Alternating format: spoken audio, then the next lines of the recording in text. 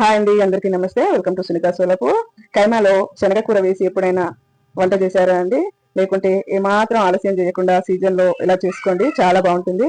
మన తెలంగాణ ఆంధ్ర సైడ్ గోంగూర వేసి బోటి, మటన్, చికెన్ ఎలా చేశారో ఇటు సైడ్ కూడా శనగ కూర అదే విధంగా వాడతారండి, చాలా బాగుంటుంది. ఒక ఫ్రై ప్యాన్ పెట్టి 2 టేబుల్ స్పూన్ల ఆయిల్ వేసాను. శనగ కూర చూపిస్తానండి, చూడండి ఎలా ఉంటుంది. ఇలా ఉంటుందండి, చాలా బాగుంటుంది. ఇది వేసి వండితే ఒకసారి ట్రై చేస్తే మీకే తెలుస్తుంది. చాలా సింపుల్ గా తీసుకున్నా కూడా చాలా టేస్టీగా ఉంటుందండి. ఆయిల్ హీట్ ఎక్కిన తర్వాత పచ్చిమిర్చి, కారము మిక్సీ బట్టి వేయాలి. పేస్ట్ వేసి కాసేపు ఆయిల్లో వేగిన తర్వాత ఇందులో ఎక్కువ ఇంగ్రీడియంట్స్ ఏమీ లేవండి, చాలా సింపుల్, ఈజీ. మంచిగా వేయించుకోవాలండి. వేయించిన తర్వాత మీడియం ఫ్లేమ్ లో పెట్టాలండి, హై ఫ్లేమ్ లో పెట్టకూడదు. పచ్చిమిర్చి, కారం మాడిపోతుంది, కమర కమర వాసన వస్తుంది కాబట్టి మీడియం ఫ్లేమ్ లో పెట్టి వేయించాలి. మంచిగా వేగిన తర్వాత కాయమ వేసుకోవాలండి. వేసుకొని తడి మొత్తం పోయేదాకా వేయించుకోవాలండి.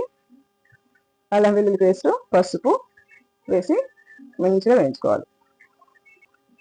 సబ్స్క్రైబ్ చేసుకునే వారు సబ్స్క్రైబ్ చేసుకోండి, ఎందుకంటే నేను ముందు ముందు మంచి మంచి వంటలు మీకు పరిచయం చేస్తాను.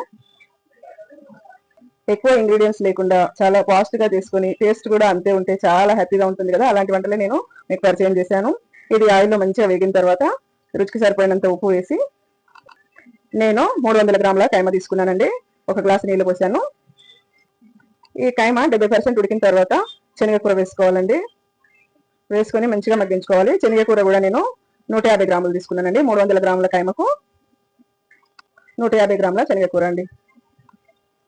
అయితే కాస్త కొమ్మలు కొమ్మలుగా వస్తుందండి, మనము ఆకు మంచిగా రువి పెట్టుకోవాలి. ఇందులో వేసి మంచిగా ఉడికిన తర్వాత మసాలా వేసి స్టవ్ ఆఫ్ చేసేసుకుంటే మన శనగకూర కైమా రెడీ అండి. ఈ కూర బోటిలో వేసుకోవచ్చు, మటన్ లో వేసుకోవచ్చు. మీరు ఒకసారి ట్రై చేసి చూడండి, ఎలా ఉందో కామెంట్ చేయండి. టేస్ట్ మాత్రం అమోఘంగా ఉంటుంది. Thank you for watching.